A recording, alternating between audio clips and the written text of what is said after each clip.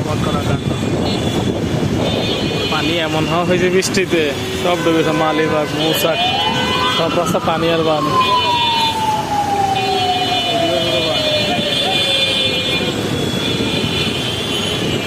শুধু পানি আর পানি চারদিকে, কিন্তু ওইদিকে সামনের দিকে টুসাক, ওইদিকে পানি কম, আর ওইদিকে সব পানি।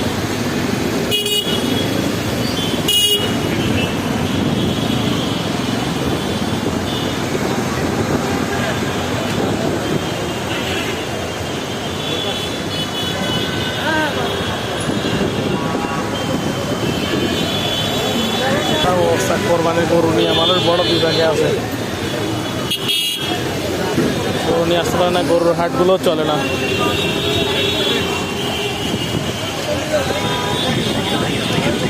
শান্তিনগর বেলিউডের অবস্থা 1,10,000।